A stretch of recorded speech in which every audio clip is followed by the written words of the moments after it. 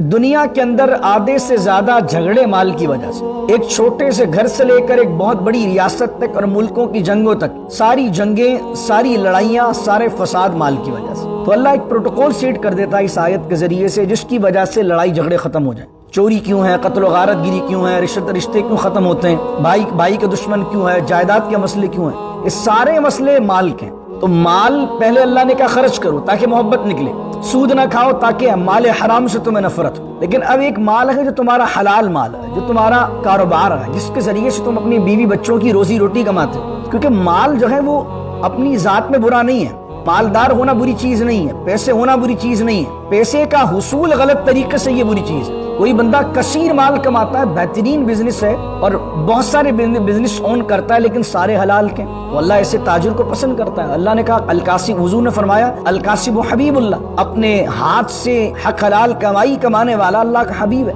تو اچھا تاجر جو ہوتا ہے وہ صدیقین کے ساتھ اٹھایا جائے گا۔ اچھا بزنس مین جو ہوگا وہ دین کا بہترین انداز سے کام کر سکتا ہے، جو ایک غریب آدمی نہیں کر۔ رب اشرح لی صدری ویسر لی امری واحلل عقدۃ من لسانی یفقہوا قولی۔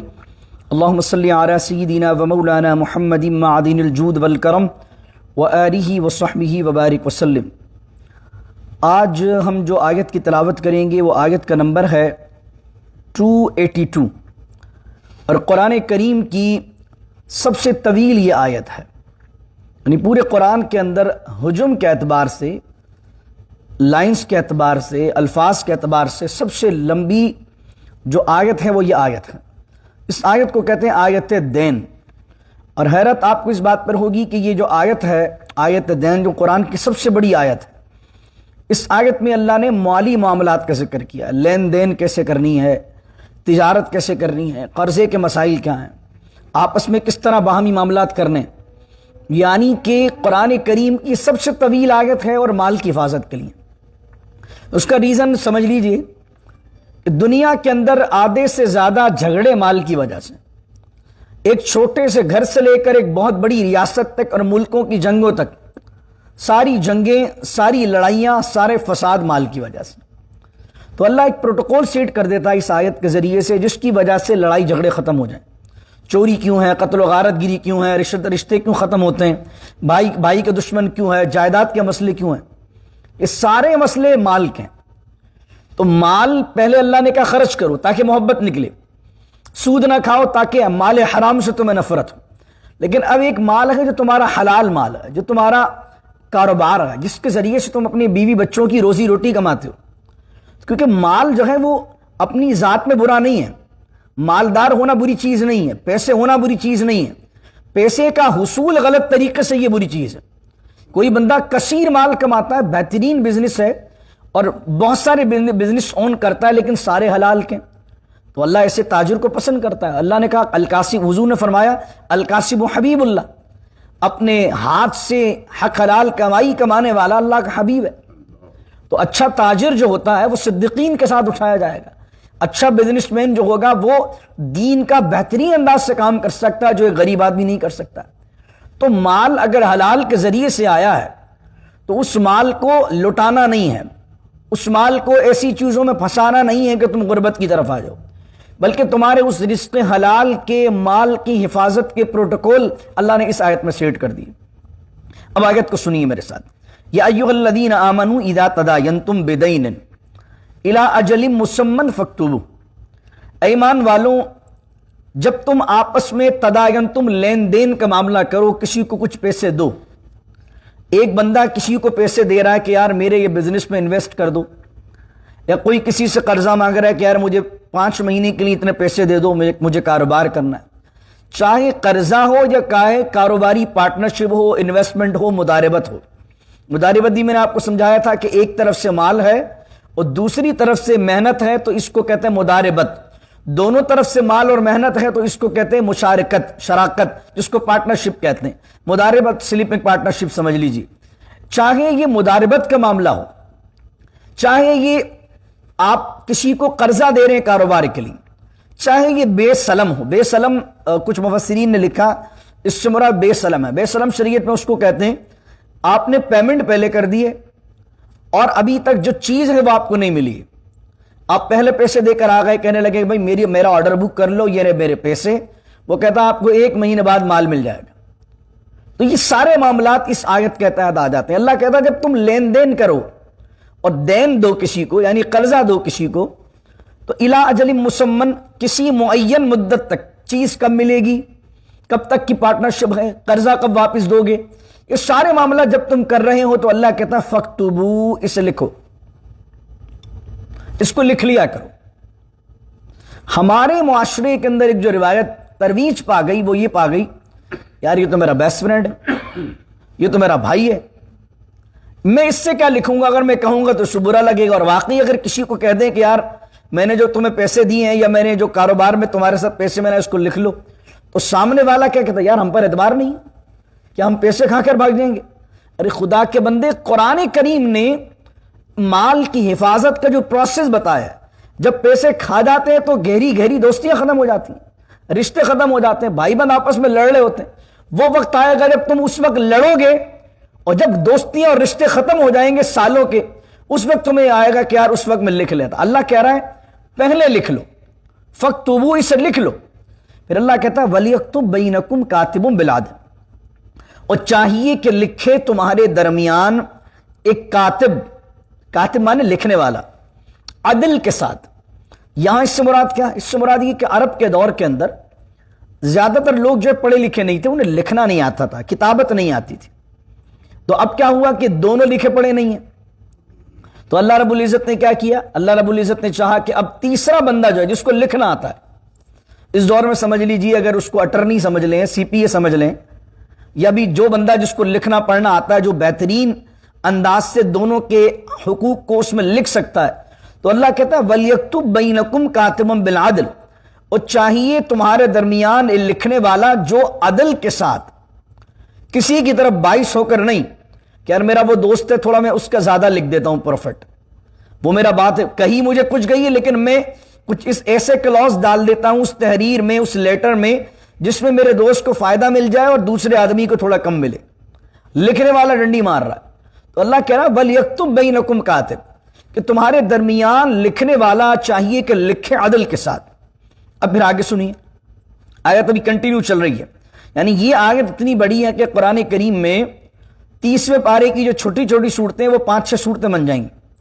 یعنی اس پورا جو 7واں رکوع ہے تیسرے پارے کا, ایک آیت چھوڑ کر پورا رکوع کے اندر ایک ہی آیت ہے. 2 آیتیں صرف اس میں 82 اور 83, 82 83. جو دوسری آیت ہے وہ تو 2-3 لائن کی ہے, باقی سارا رکوع اسی پر مشتمل ہے. اور اس کے بعد 8واں رکوع ہے جو کہ بالکل آخری رکوع ہے سورہ بقرہ کا, اور یہ جو ہم رکوع پڑھ رہے ہیں یہ سیکنڈ لاسٹ رکوع ہے. تو اگر آپ کے ذہن میں آیت نمبر یاد نہ رہے 282, تو آپ کو یہ یاد رہنا چاہیے کہ جہاں مالی معاملات کی بات ہو رہی ہے, جہاں پر لین دین کی بات ہے, تو اگر آپ کسی کو کنونس کر رہے ہیں کہ یار اگرچہ ہماری دوستی ہیں لیکن دوستی خراب نہ ہو, رشتے خراب نہ ہو, تو ہمیں چاہیے لکھ لیں. وہ کہ اعتبار نہیں ہو, کہ اعتبار تو تم پر بہت ہے لیکن اللہ کا یہ فیصلہ ہے, اللہ کی یہ قرآن میں ارشاد ہے, اس چیز کو لکھ لیا جائے. کہاں لکھا ہوا ہے, آیت نمبر 282 میں. آیت یاد نہ رہے تو کہاں لکھا ہوا ہے, سورہ بقرہ کے سیکنڈ لاسٹ رکوع میں. فرمایا کہ وَلَا يَأْبَ كَاتِبٌ, اور منع نہ کرے لکھنے والا, ان یکتبہ, کہ وہ لکھے, کما علمہ اللہ, جیسا اسے اللہ نے سکھایا. یعنی کہ جس کو لکھنا آتا ہے, جس کو لکھنا پڑھنا آتا ہے. بعض اوقات کیا ہوتا ہے کہ ایک آدمی اچھی طرح لکھنا جانتا ہے, کاروباری آدمی ہوتا ہے, ایک ایک پہلو جانتا ہے اس کا, تو اب بیچ میں اس کو لے کر آ گئے, تو اب کہ نہیں بھائی میں اس میں بیچ میں نہیں پڑھنا چاہتا, تو اللہ کہہ رہا وہ منع نہ کرے. اور پھر جو تعلیم کی نسبت کی ہے, لکھنے کی نسبت کی ہے, یعنی لکھنا پڑھنا, یہ اسلام اتنا اس کو پرومیننٹ کرتا اور اہمیت دیتا ہے کہ اللہ کہتا ہے جیسے تمہیں اللہ نے سکھایا ہے لکھنے والا منع نہ کرے, فَلْيَكْتُبْ, اسے لکھے. تو لکھنے کی اور پڑھانے کی اور سکھانے کی اور تعلیم کی اور ایجوکیشن کی نسبت اللہ نے اپنی طرف کی ہے. اس سے اندازہ ہو جانا چاہیے کہ لکھنا پڑھنا, اب کوئی آدمی سی پی اے بن جاتا ہے, کوئی بندہ اٹرنی بن جاتا ہے, کوئی بندہ کاروباری معاملات کو دیکھنے والا, جس کو ہم کپڑوں کی مارکیٹ میں منشی کہتے تھے, ایک بندہ جو لکھت پڑھت کرتا تھا. یہ تمام چیزیں جو ہیں یہ بہت اہم چیزیں. تو اگر کوئی بندہ اس نیت سے اٹرنی بنتا ہے, اس نیت سے جناب اکاؤنٹنٹ بنتا ہے کہ جناب میں لوگوں کے ساتھ دیانت داری کے ساتھ جو ان کے معاملات ہوں گے آپس کے, اس کو لکھوں گا اور یہ قرآن حکیم کی اس آیت پر عمل کروں گا. اگر وہ اکاؤنٹنٹ ہے اور اس نیت کے ساتھ وہ تمام لوگوں کے معاملہ ڈیل کرتا ہے، اللہ رب العزت اسے ثواب عطا فرمائے گا۔ بزنس بھی ہو رہا ہے، نوٹ بھی آ رہے ہیں، پیسے بھی کما رہا ہے، ثواب بھی مل رہا ہے۔ اٹرنی ہے، لوگوں کے درمیان لیٹرز لکھ رہا ہے، اسٹامپ پیپر وغیرہ سائن کر رہا ہے، جناب بہت سارے ایگریمنٹس بنا رہا ہے، لیکن نیت یہ کر لیتا ہے کہ میں زیادتی نہیں کروں گا، دین پر چلوں گا، عدل کے ساتھ عمل کروں گا تاکہ لوگوں کے درمیان جھگڑے نہ ہوں، کسی کا حق نہیں ماروں گا، کسی کو باعث نیس کے ساتھ اس کو زیادہ حق دلوا کر کسی کا کم نہیں کروں گا، بلکہ اللہ نے جو مجھے عدل سکھایا ہے، جو دین کہتا ہے، میں اس کے مطابق لکھت پڑھت کروں گا۔ اللہ رب العزت اس وجہ سے، اس نیت کی وجہ سے، اس آیت پر عمل کرنے کے صدقے سے اس کو ثواب عطا فرمائے۔ کاروبار بھی ہو رہا ہے، جاب بھی ہو رہی ہے، کام بھی ہو رہا ہے، ثواب بھی مل رہا ہے۔ اللہ اکبر۔ تو اللہ کہہ رہا ہے وَلْيُمْلِلْ، اب لکھوائے کون؟ دو بندے، ایک نے دیے پیسے اور ایک کو ملے پیسے۔ جس نے قرضہ لیا یا جس نے انویسٹمنٹ کے لیے پیسے لیے، جو کرے گا اس پیسے کو جو لگائے گا بزنس میں یا قرضے لے کر کہیں لگائے گا، لکھوائے کون؟ اٹرنی بلائے کون؟ یہ سارا اہتمام کرے کون؟ وہ جو پیسے دے رہا ہے، کیونکہ بھئی میرے پیسے تو مجھے لانا چاہیے؟ نہیں، قرآن کریم کہتا ہے حق یہ ہے، اگر وہ بھی لے آتا ہے تو چلیں، ناجائز تو نہیں ہے، لیکن حق کس پر ہے کہ کون یہ لکھوائے گا آگے بڑھ کر؟ وَلْيُمْلِلِ الَّذِي عَلَيْهِ الْحَقِّ، فرمایا املا کروائے، یملل کا الفاظ ہے، املا کروانا یعنی لکھوانا، املا کروائے وہ جو جس پر حق ہو۔ حق کس پر ہو؟ یعنی مال اگر دیا ہے تو لوٹانے کا حق کس پر ہے؟ جس کو دیا ہے۔ کیوں؟ اس کی وجہ کیا ہے کہ جو مال دے رہا وہ لکھوائے کہ بھئی میں نے اتنے تمہیں دیے ہیں، مجھے اتنے % کی تمہارے ساتھ پارٹنرشپ چاہیے اور مجھے یہ چیزیں ہوں گی۔ جس نے لیے وہ کل کو کہ بھئی یہ تو چیزیں میں نے لکھوائی نہیں ہے، یہ تو چیز پہ میں مانا ہی نہیں ہوں، پاگل ہو گئے ہو کہ اتنی میرا پروفٹ تھوڑی ہے، اتنا کام وغیرہ تھوڑی چلتا میرا، یہ تو تم نے اپنی طرف سے لکھوا دی تھی اور اس وقت میں خود ہی نہیں بولا تھا، تمہاری مروت میں نہیں بولا تھا۔ تو اب دینے کس کو ہے؟ دینے اس شخص کو ہے کہ جس نے پیسے لیے ہیں، تو بندہ بھی وہ بلوائے، لکھوائے بھی وہ، تاکہ جب بندہ بولے کہ بھائی مجھے اتنا پروفٹ چاہیے یا مجھے اس ڈیٹ کو چاہیے پیسے، یا کوئی بھی کاروباری معاملہ ہو، تو وہ یہ سامنے والا نہ بول سکے کہ لکھوایا تم نے تھا۔ وہ کہے گا بھائی بندہ تم لائے تھے، لکھوایا تم نے تھا، لاس تمہارے ہیں، کلوس تمہارے ہیں، بولا تم نے تھا، اب تم اپنی بات سے پھر رہے۔ اور پھر آدمی کے لیے مشکل ہوتا ہے اپنی بات سے پیچھے ہٹنا۔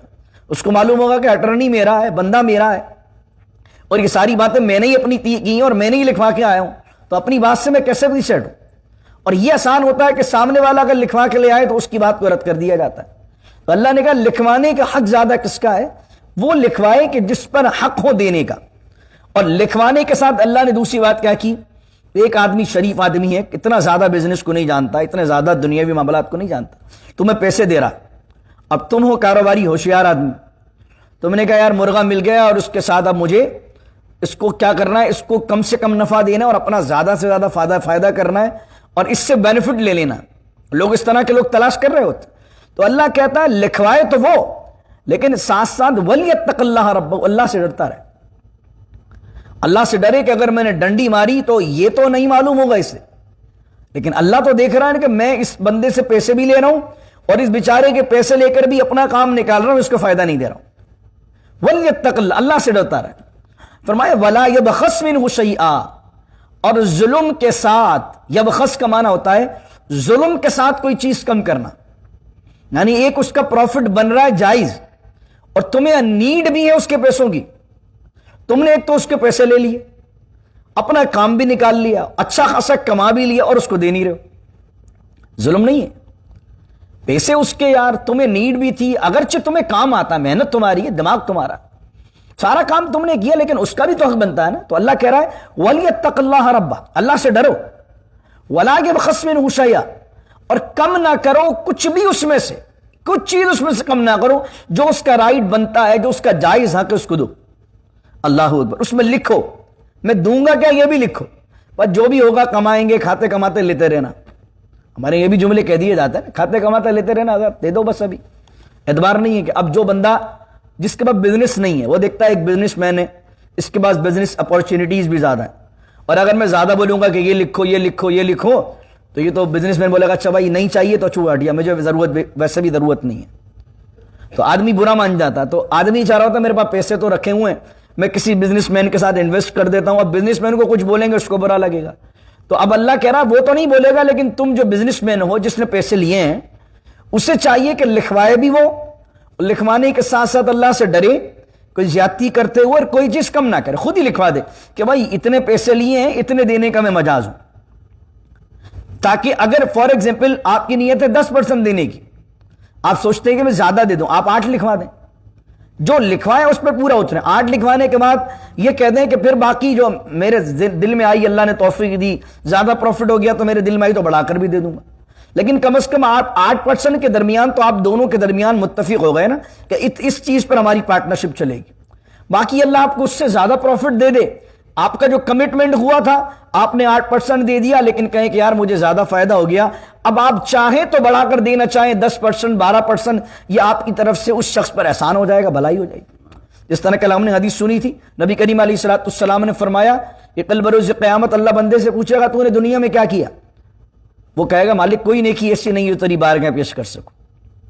اللہ 3 مرتبہ اس سے پوچھے گا، تو چوتھی مرتبہ کہے گا ہاں مالک البتہ مجھے یہ یاد ہے کہ دنیا میں بزنس کرتا تھا، تو جو لوگ مجھ سے ڈیل کرتے تھے، جو لوگ مجھ سے تجارت کرتے تھے، میں ان میں سے جو امیر ہوتے تھے ان کے ساتھ آسانی کرتا تھا، خیر کرتا تھا، وہ جو غریب ہوتا تھا اس کے ساتھ میں اس کو مہلت دے دیتا، اگر وہ پیسے ادا نہیں کرتا یا معاف کر دیتا تھا۔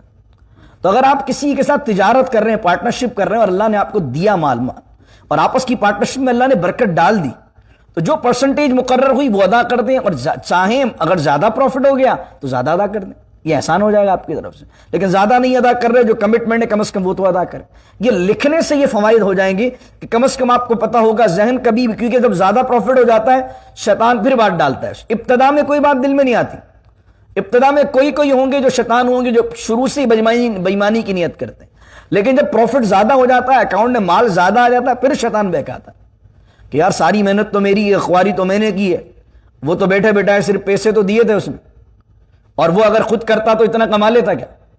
اب آدمی کے دماغ کے اندر یہ باتیں آتی ہیں تو آدمی اب حق کھانے کی کوشش کرتا ہے۔ تو اللہ نے ان تمام پہلوؤں کو اس آیت میں بیان کیا۔ اللہ نے کہا آگے کہا کہ فَإِن كَانَ الَّذِي، اب سنیے بات، اتنی لمبی آیت ہے اور ہر وقت کیا بات ہو رہی ہے؟ مال مال مال، مال کی حفاظت، 1 روپیہ بھی کسی کا ضائع نہیں ہو۔ اللہ یہ نہیں چاہتا کہ جو حلال کما رہا ہے وہ 1 پینی بھی اس کی کوئی کھا جائے، اس کی 1 پینی بھی، کیونکہ محنت سے کمائی ہے نا، اس نے مگر رات و دن لگایا، اپنی بیوی بچوں کی روٹی ہے اس کے اپنے بیوی بچوں کی روزی روٹی ہے۔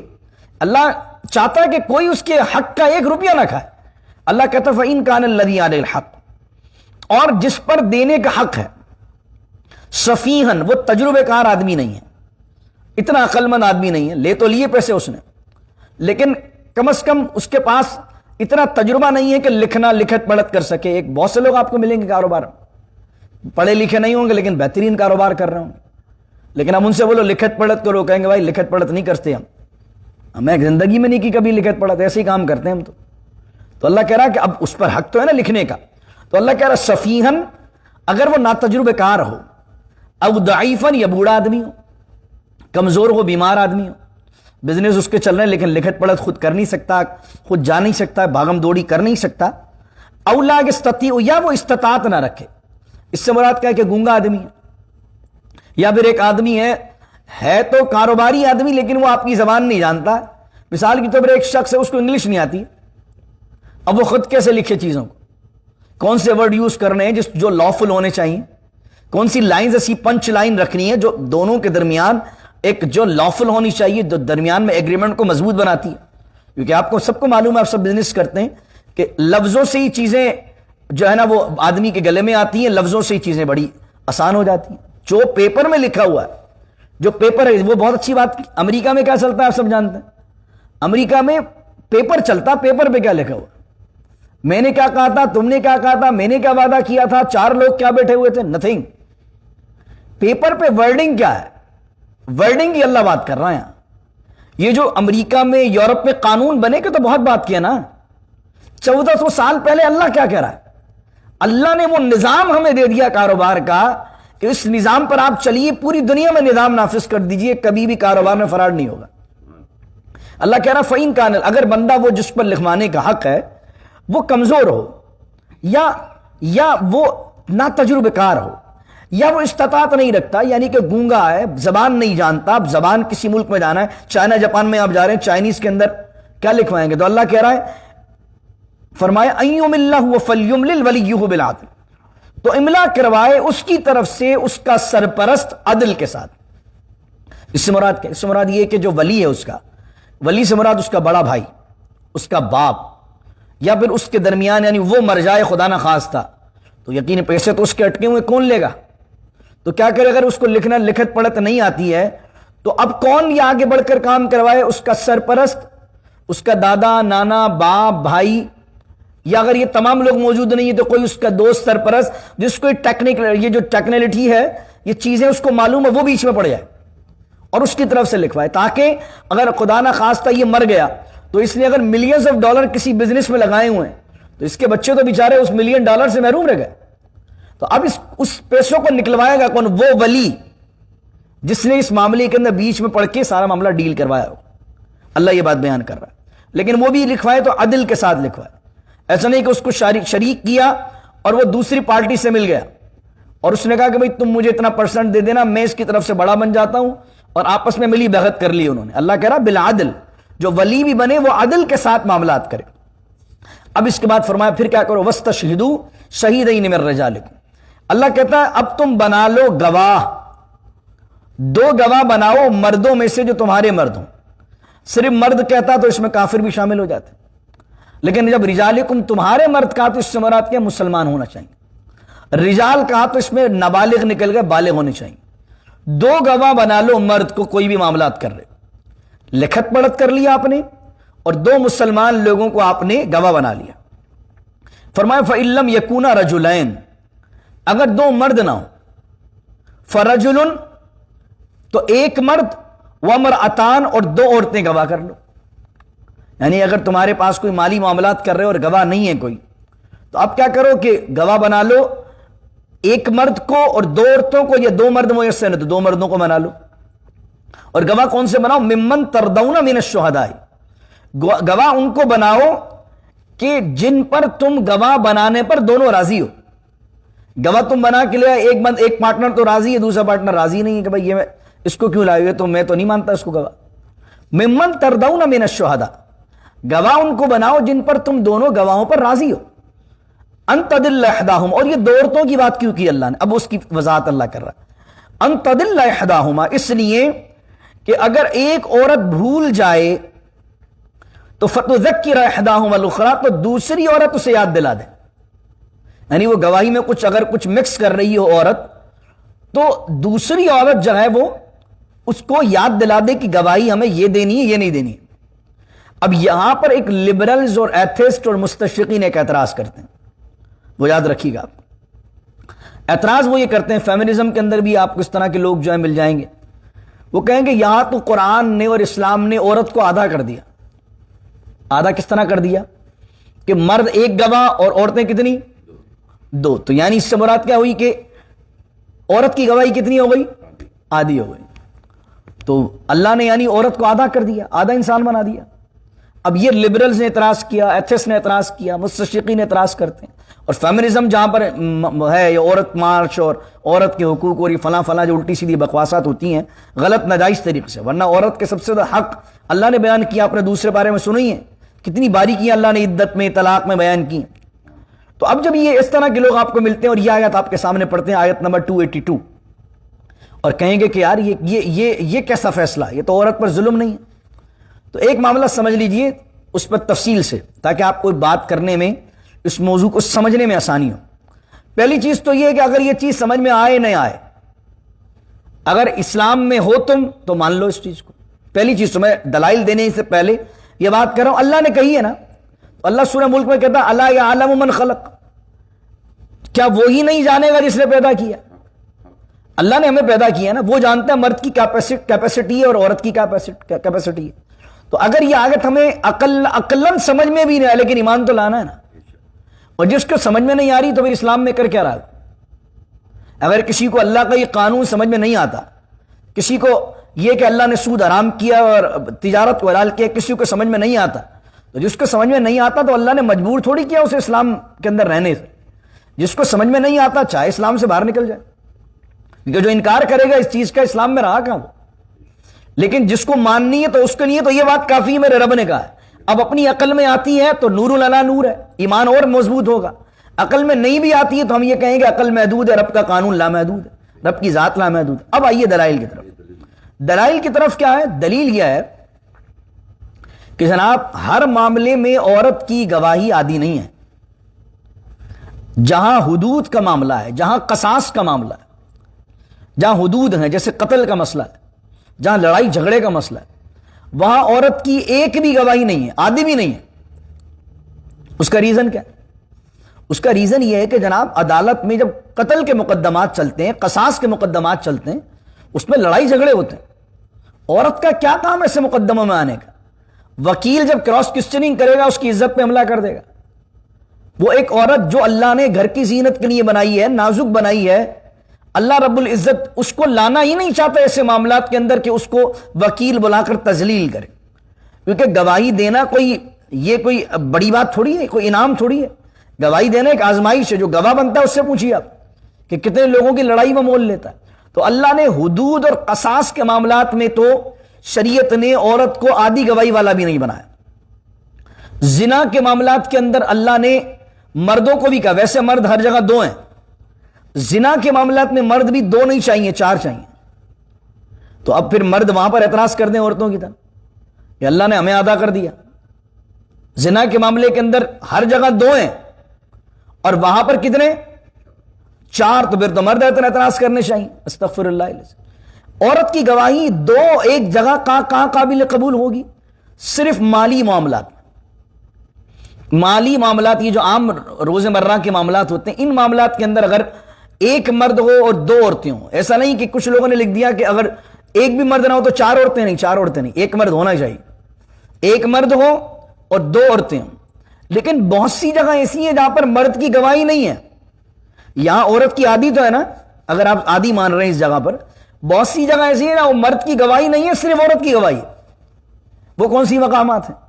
وہ جو عورت کے متعلق معاملات ہیں نا، حیض، نفاس، عدت، بچے کے معاملات، پیدائش کے، اس کے علاوہ رضاعت کے معاملات. جس طرح ایک حدیث شریف ہے بخاری مسلم کے اندر، ایک صحابی نے ایک عورت سے شادی کی. جب شادی ہو گئی تو ایک عورت بعد میں ان سے ملنے آئی اور اس نے کہا آپ کو معلوم ہے میں نے بچپن میں آپ کو بھی دودھ پلایا ہے اور آپ کی بیوی کو بھی دودھ پلایا. اکیلی خاتون گواہی دینے کے لیے. سرکار دو عالم صلی اللہ علیہ وسلم کے بارگاہ کے اندر جب یہ معاملہ پہنچا، حضور علیہ السلام نے فرمایا اپنی بیوی کو طلاق دے دو، جدا ہو جاؤ، کیونکہ تم تو رضائی بہن بھائی ہو. اب وہاں دیکھیے ایک عورت گواہی دے رہی ہے صرف، لیکن چونکہ وہ معاملہ عورت سے متعلق ہے تو وہاں اس کی گواہی قابل قبول ہے. دوسری طرف آ جائیے، احادیث کے اندر یہ بات ملتی ہے بچے کا جو رونے کا معاملہ ہے کہ بچہ پیدا ہوا، مردہ پیدا ہوا یا زندہ پیدا ہوا. کیونکہ بچہ پیدا ہوا، پیدا ہوتے ہی 1 گھنٹے زندہ رہا یا سانس لی، ہلکا سا رویا اور مر گیا. اب یہ گواہی اگر عورت دے گی تو اس کی اکیلی قبول ہے. اس کا ریزن کیا ہے؟ کیونکہ اس سے شریعت کے مسائل وابستہ ہے نا. ایک بچہ مرا ہوا پیدا ہوا اور اس کا باپ اس سے پہلے انتقال کر چکا ہے، تو اس کی جائیداد میں، یعنی اس بچے کی جائیداد میں، اس باپ کی جائیداد میں اس بچے کو حصہ ملے گا. اور اگر وہ مرا ہوا پیدا ہوا ہے تو وہ ہوا ہی نہیں، سمجھو. تو باپ کی جائیداد سارے وارثوں میں تقسیم ہوگی، اس بچے کی طرف آئے گی نہیں. لیکن اگر وہ بچہ سانس لیا ہے، اس نے رویا ہے، تو باپ کی جائیداد اس بچے کی طرف بھی آئے گی. اور پھر اس بچے کو یعنی 1 لاکھ روپے بن رہے اگر اس کی وراثت میں، تو ہم یہ کہیں گے بھائی بچہ پیدا ہوا، اس نے سانس لی اور اس کے باپ کے 1 لاکھ روپے کا وارث وہ بھی ہوا. چونکہ اب وہ مر گیا تو اب اس بیٹے کی حیثیت سے اس کا 1 لاکھ روپے کا ترکہ تقسیم ہوگا اس کی ماں میں، اس کے وارثوں میں. اور اگر اس نے سانس ہی نہیں لیا تو سمجھو وہ 1 لاکھ روپے اس کے بنے ہی نہیں. تو اب اس معاملے میں کس کی گواہی چلے گی؟ عورت کی چلے گی. تو شریعت نے جہاں عورت کے دینے کے معاملات ہیں وہاں عورت کو دیے اختیار. جہاں مالی معاملات ہیں شریعت نے وہاں کہہ دیا کہ بھائی عورت کو بھی لے آؤ. اور جہاں پر حدود، قصاص، لڑائی جھگڑے، زنا، اس طرح کے معاملات ہیں جہاں پر عورت کی شخصیت داغدار ہو سکتی ہے، اس کے دامن پہ دھبا لگ سکتا ہے. آپ کو معلوم ہے کہ اگر وکیل نے 4 کوسچن اس کے کریکٹر پر اٹھا دیے عدالت میں، تو پھر آپ بتائیے وہ کسی اور کے مقدمے میں کیا گواہی دے گی؟ پہلے اپنا گھر سنبھالے. ہو اس کے سسرال والے، اس کا شوہر، اس کے جو پورے رشتہ دار ہیں وہ اس پر الزام لگائیں گے بھائی یہ تیری کون سی باتیں نکل رہی ہیں باہر، حالانکہ وہ جھوٹ ہوں گی. اور 95% آپ اٹرنیز سے ملیے، وکیلوں سے ملیے، وہ کہتے ہیں جیسے ہی عورت اگر مقدمے میں آتی ہے گواہی دینے سے پہلے تو رونے لگ جاتی ہیں، کانپنے لگ جاتی ہیں، لفظ ان سے بن نہیں پڑ رہے ہوتے، کیونکہ اللہ نے ان کو ایک نازک بنایا، اللہ نے ان کا یہ کام ہی نہیں رکھا۔ تو اس لیے اسلام پر یہ اعتراض کرنا کہ اسلام نے عورت کی گواہی عادی کر دی ہے، یہ اعتراض ہی فضول ہے۔ تو ذہن میں یہ بات رکھ لیجئے کہ اللہ رب العزت نے یہاں پر عورت کو مالی معاملات کے اندر دو گواہ رکھا، اس لیے کہ بعض اوقات اکیلی عورت گھبراتی ہے، عورت کی سپورٹو ہو جاتی ہے، جیسے قرآن نے کہا کیا ہوگا کہ ایک عورت اگر گواہی کے وقت وکیل اس پر پریشر دے رہا ہوگا اور اس کے الفاظ کچھ کے کچھ نکل رہے ہوں گے تو دوسری عورت کندھے پر ہاتھ رکھے گی اور کہے گی معاملہ یہ نہیں ہے، یہ بولو، تم بھول رہی ہو۔ امام شافعی کی والدہ ایک بڑا خوبصورت واقعہ ہے، اب تو ہمارے یہاں عورتوں کو شغف ہی نہیں ہے نا قرآن سیکھنے کا اور قرآن کی اتنی باریکیاں جو ان کے معاملات کو بیان ہوئے ہیں ان کو چیزیں سیکھنے کا، آج کل تو دوسرے چند چکروں میں، اور اگر کر بھی لیں گی جیسے ہم اہل سنت کے یہاں میلاد شریف ہوتی، میلاد شریف میں نعت شریف پڑھنا بہت اچھی بات ہے، لیکن خواتین کثرت سے میلاد کروائیں گی لیکن اس میں درس قرآن نہیں ہوگا، کیونکہ ہمارے یہاں خواتین میں عالمہ ہی نہیں، بہت کم ہے، عالمہ ہوں تو ہماری بچیوں کو، ہماری عورتوں کو قرآن سکھائیں نا۔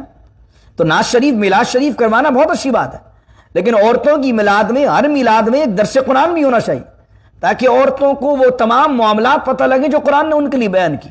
اس سے پہلے امام شافعی رحمۃ اللہ علیہ کی والدہ کا علم دیکھیے، امام شافعی رحمۃ اللہ علیہ کسی معاملے میں قاضی کی عدالت میں پیش ہوئی، ایک عورت گواہی دے رہی تھی، تو گواہی کے اندر اس نے کچھ الفاظ مکس کر دیے اور گواہی کچھ کی کچھ ہو رہی تھی، تو امام شافعی کی والدہ نے اس عورت کو مخاطب کرتے ہوئے کہا معاملہ یوں نہیں ہے، یوں ہے۔ تو قاضی نے امام شافعی رحمۃ اللہ علیہ کی والدہ کو کہا کہ چونکہ آپ نے اس کو کچھ بولا ہے اور آپ نے گواہی کے الفاظ اس کو بتائے ہیں تو میں اب اس عورت کی گواہی کو قبول نہیں کروں گا۔ تو امام شافعی رحمۃ اللہ علیہ کی والدہ نے کہا قاضی صاحب میں نے اس کو سکھایا نہیں ہے، میں نے اس کو یاد دلایا، میں نے اس کو تعلیم نہیں کیا، تذکیر کیا، یاد دلایا کہ یہ بھول رہی تھی، اور آپ یہ کیسے کہہ سکتے ہیں کہ اس کی گواہی مسترد ہے؟ قرآن میں آیت نمبر 282 ہے سورہ میں، اللہ کیا کہہ رہا ہے؟ ان تدل احداہما، اگر عورت بھول جائے دوسری تو پہلی والی اسے یاد دلا دے۔ تو میں نے جو کام کیا میں نے تو قرآن ہی کام کیا۔ جب انہوں نے امام شافعی کی والدہ نے یہ آیت پڑھی تو قاضی کے پاس کوئی جواب نہیں تھا۔ ایسی عورتیں عالمہ تھیں اس زمانے میں کہ آیت پڑھ کے انہوں نے بتا دیا کہ جو میں کام کر رہی ہوں وہ کام میں بالکل ٹھیک کر رہی ہوں۔ اب آگے چلیے میں آیت مکمل کرتا ہوں اور اسی آیت پر اختتام کرتے ہیں۔ فرمایا کہ وَلَا يَأْبَ الشُّهَدَاءُ إِذَا مَا دُعُوا، اب اللہ کہتا ہے کہ یأبا مانا ہوتا منع نہ کریں، انکار نہ کریں۔ فرمایا کہ انکار نہ کریں شہداء، گواہ، اذا ما دعوا، جب گواہوں کو بلایا جائے، یعنی تم نے گواہ تو بنا دیا، کچھ لوگ شوق میں بن بھی گئے لیکن اب مسئلہ خراب ہو گیا، کچھ آپس کے اندر چپلش ہو گئی اور مسائل ہو گئے، اب آپ کہو یار وہ میں نے آپ کو گواہ بنایا تھا آپ آ جاؤ، وہ کہے یار ہم تو صرف تمہاری مروت میں گواہ بن گئے تھے اب آ تو نہیں سکتے ہم۔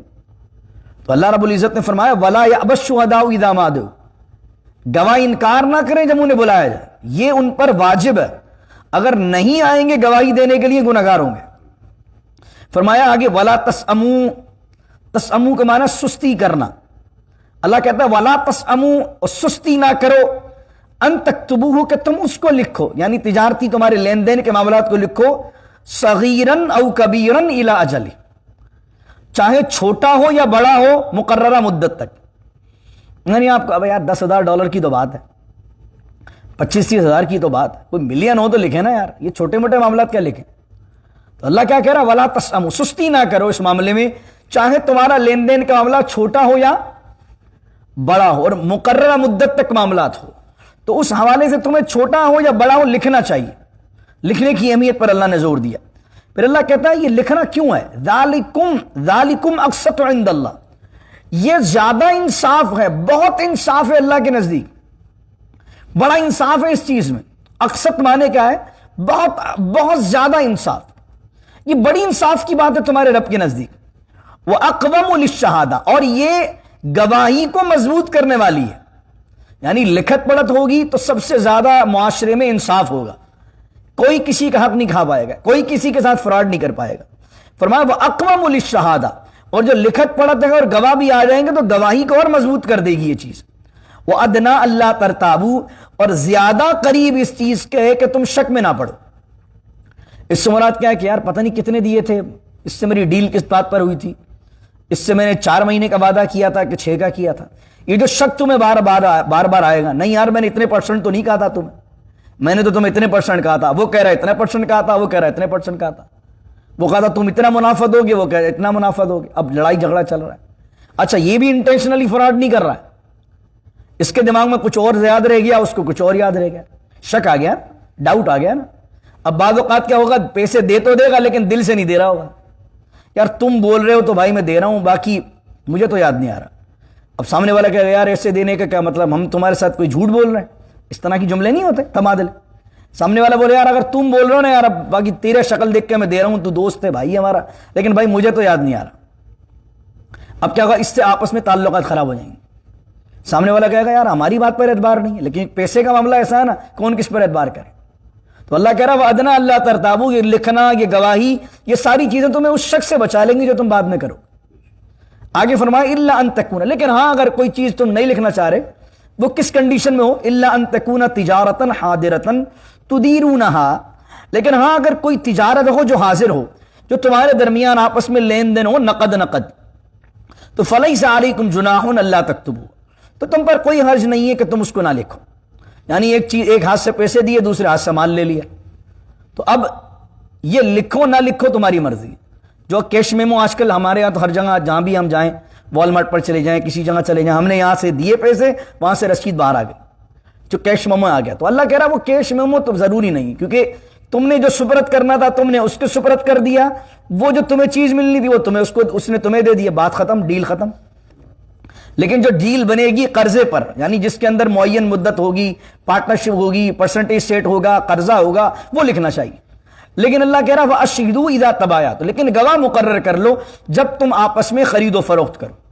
پھر بھی اگر کیش ڈیلنگ بھی کر رہے ہو کسی کے ساتھ, اگر کیش کا معاملہ بھی چل رہا ہے, کوئی سودا ہو رہا ہے, اس میں بھی اللہ کہہ رہا تمہیں چاہیے کہ تم گواہ بنا لو. کوئی چیز کیش میں بھی لینے جا رہے ہو نا آپ, تو اللہ کیا کہہ رہا ہے گواہ بنا لو. اس دور میں یا تو کوئی بڑا سودا ہے تو کوئی گواہ لے کے چلے, اگرچہ ہاتھوں ہاتھ ہو رہا ہے, یا نقد تو ہے لیکن کم از کم بات آپس کے اندر بات ہو جائے گی, نقد سودا ہو جائے گا. وَأَشْهِدُوا إِذَا تَبَايَعْتُمْ, دوسری چیز یہ آج کل کے دور میں وہ جو رسید ہے جو ملتی ہے, کیش میمو جو ملتا ہے, وہ آج کل گواہی کا ہی کام کرتا ہے کہ بھائی میں نے تم سے لیا تھا, اور اسی کی بیس پر ہم ریٹرن بھی کر دیتے نا مال کے, بھائی یہ فلاں فلاں ڈیٹ کو ہم نے لیا تھا. وَلَا يُضَارَّ, اب آیت مکمل ہو رہی ہے, وَلَا يُضَارَّ كَاتِبٌ وَلَا شَهِيدٌ, اس کے 2 ترجمے علماء نے کیے. وَلَا يُضَارَّ, اور نہ نقصان دے لکھنے والے اور گواہ, کس کو, جس کے لیے لکھا ہے. ایک ترجمہ یہ, یعنی کاتب جو لکھنے والا ہے اور گواہ, یہ دونوں مل جائیں دوسری پارٹی سے, یا دوسری پارٹی الگ سے مل کر ان کو آفر کر دے کہ بھائی بن تو رہا ہے اس کا 15%, لیکن تم گواہی جھوٹی دے دو, تو لکھ الٹا سیدھا دے, اس میں چینجنگ کر دے, میں 5% تجھے دے دوں گا. تو اللہ کہہ رہا ہے کہ تمہیں حق نہیں ہے کہ تم لوگ زیادتی کرو اس بندے کے ساتھ, نہ لکھنے والا اور نہ گواہ. دوسرا ترجمہ یہ کیا گیا وَلَا يُضَارَّ كَاتِبٌ وَلَا شَهِيدٌ, اور نہ زیادتی کی جائے, نہ نقصان دیا جائے لکھنے والے کو اور شہید کو. شہید سے مراد گواہ. اس کا ترجمہ یہ, اس کا معنی یہ ہو جائے گا کہ اب جو بندہ, ایک تو اس نے مہربانی کی تمہارے درمیان آ کر اس نے لکھا, ایک بندہ تمہارے کاروباری معاملات میں گواہ بن گیا. اب کیا ہوا, آپس میں لڑائی جھگڑا ہوا, تو اب وہ لکھنے والا بھی آیا اور گواہ بھی آیا, گواہی دے دی اس نے, اور جس کے خلاف معاملہ آ رہا ہے, جس کا پروفٹ کم ہو رہا ہے, جس کا نقصان ہو رہا ہے, وہ بندہ گواہوں کے پیچھے پڑ جائے کہ بھائی تمہیں نہیں چھوڑوں گا میں, یا جو لکھنے والا تھا وہ اس کے پیچھے پڑ جائے اس کو نقصان دینے کے اندر کہ میں تجھے بھی نہیں چھوڑوں گا, تو نے اسی بات لکھی تو لکھی کیوں, حالانکہ تمہارے درمیان یہ بات آپس میں تمہارا یہ بات طے ہوئی تھی کہ یہ لکھا جائے گا. لیکن اب وہ کوئی بندہ گواہوں پر پریشر دے, اور آپ دیکھیں لوگ دیتے ہیں اس طرح کہ گواہوں کو جان سے بھی مار دیا جاتا ہے. جس نے لکھت پڑھا تو کی ہوتی, بیچارہ وکیل ہی جان سے چلا جاتا ہے, اس کو پریشر دے دیا جاتا ہے, ججز تک مار دیے جاتے ہیں مال کے چکر میں. تو اللہ کہہ رہا نہ نقصان دیے جائیں, اور اگر کوئی ایسا کرتا وَإِن تَفْعَلُوا, اگر کوئی گواہوں کو نقصان پہنچاتا ہے یا لکھنے والے کو نقصان پہنچاتا ہے, یا گواہ یا لکھنے والے ان بندوں کو نقصان پہنچاتے ہیں, تو اللہ کہتا ہے فَإِنَّهُ فُسُوقٌ بِكُمْ, یہ بہت بڑا فسق ہے, یہ بہت بڑا گناہ ہے. وَاتَّقُوا اللَّهَ, اللہ سے ڈرو. دیکھو پھر تقویٰ آ گیا. یہ سارا معاملہ کر رہے ہو, یہ دنیا یہی ہے, نوٹ یہیں رہ جائیں گے. اللہ سے ڈرو اس دن کے لیے جس دن جانا ہے, سب یہیں رہ جائے گا. کیا کر لو گے کسی کے ساتھ فراڈ کر کے. وَاتَّقُوا اللَّهَ, اللہ سے ڈرو. وَيُعَلِّمُكُمُ اللَّهُ، اور وہ چیز جو اللہ نے تمہیں سکھائی ہے اور اللہ نے جو تمہیں سکھایا ہے، تعلیم کیا ہے، وہ معاملہ کرو. یہ تعلیم کا کیا، پوری آیت پڑھ لیجئے. کاروبار کی ڈیل کیسے کرنی، قرضہ کیسے دینا. وَيُعَلِّمُكُمُ اللَّهُ، اور جو اللہ نے تمہیں تعلیم کیا ہے. وَاللَّهُ بِكُلِّ شَيْءٍ عَلِيمٌ، اور اللہ ہر چیز کو جاننے والا ہے. اب یہاں پر آخر میں بِكُلِّ شَيْءٍ عَلِيمٌ، کیونکہ ہر چیز کو، یعنی کیا لکھا جا رہا ہے، کون لکھ رہا ہے، کون گواہ بن رہا ہے، کون کتنے پیسے دے رہا ہے، کتنے پرسنٹیج پہ معاملہ ٹھیک ہوئے، یہ سب اللہ جانتا ہے. جب آدمی اس بات کو ذہن میں رکھے گا، اس آیت کو، تو ڈنڈی مارتے ہوئے 10 دفعہ سوچے گا کہ میں اگر کہیں مار رہا ہوں، اگرچہ کوئی نہیں پکڑ سکتا کاروباری آدمی، کیونکہ جو بزنس مین کسی کے پیسے مارنے میں ماسٹر ہوتا ہے، وہ سمجھتا ہے میں بہت چالاک ہوں. بھائی میں ایسا آدمی ہوں کہ میں تو 10 بندوں کے پیسے کھا جاؤں، مجالے کسی کے ابا میں کہ مجھ سے نکلوا کے دکھا دیں. کچھ لوگ ایسے ہوتے ہیں اپنے فراڈ پر وہ سمجھتے ہیں یہ ہماری ایکسپرٹیز ہیں، اور ہم کبھی بھی اپنی کوئی لوز پوائنٹ چھوڑتے ہی نہیں. نہ تم ہمیں عدالت میں لے جا سکتے ہو، نہ ہمیں معاشرے میں پکڑوا سکتے ہو، ہمارا دماغ ایسا تیز چلتا ہے. تو اللہ یہاں کہہ رہا واتقوا اللہ، اللہ سے ڈرو. وَيُعَلِّمُكُمُ اللَّهُ، اور معاملہ وہ کرو جو اللہ نے سکھایا ہے. اور اگر دنیا کے اندر کسی نے تمہارے فراڈ کو نہیں بھی جانا، تمہارے دھوکے کو نہیں بھی جانا، تو یاد رکھو اس اللہ کی بارگاہ پیش ہونا ہے، اور وہ اللہ ہر چیز کا جاننے والا. اللہ رب العزت سے دعا کریں اللہ ہمیں اس طرح کاروبار کرنا نصیب کرے. اللہ ہمارے مال میں برکت دے، ہمارے رزق حلال والے مال کی حفاظت فرمائے. جیسا اللہ نے کاروبار کا طریقہ قرآن نے بیان کیا، اللہ رب العزت ایسا کاروبار کرنا ہمیں نصیب کرے. اللہ عثمان غنی جیسا تاجر بنا دے، اللہ عبد الرحمن بن عوف جیسا تاجر بنا دے، کہ جن کی تجارت نے ان کو ایسا نفع دیا کہ دنیا کے اندر بھی وہ اللہ کے برگزیدہ بن گئے، اور وہ مال انہیں اللہ کے اور قرب کا ذریعہ کر دیا. اللہ اس نوالے سے ہمیں بچائے، اس کو کمانے سے، اس کو کھانے سے، اس کو استعمال کرنے سے، اس پیسے کو بچائے جس کو کما کر، کھا کر، خرچ کر کر ہم اللہ سے دور ہو جائیں. اللہ ہمیں وہ مال دے برکت کے ساتھ، کثیر رزق دے، کہ جس کو کما کر، جس کو کھا کر، جس کو خرچ کر کر ہم اللہ رسول سے قریب ہو جائیں. بسم اللہ الرحمن الرحیم. الحمدللہ رب العالمین والصلاة والسلام علی اشرف الانبیاء والمرسلین. ربنا ظلمنا انفسنا وان لم تغفر لنا وترحمنا لنكونن من الخاسرین. اللهم نور قلوبنا بالقرآن العظیم وزین اخلاقنا بالقرآن العظیم وادخلنا الجنة بالقرآن العظیم ونجنا من النار بالقرآن العظیم. ان اللہ ملائکتہ یصلون علی النبی یا ایہا الذین آمنوا صلوا علیہ وسلموا تسلیما. اللہم صل علی سیدنا و مولانا محمد معدن الجود والکرم وآلہ وصحبہ وبارک وسلم. سبحان ربک رب العزت عما یصفون والسلام علی المرسلین والحمد للہ رب العالمین. لا الہ الا اللہ محمد الرسول اللہ.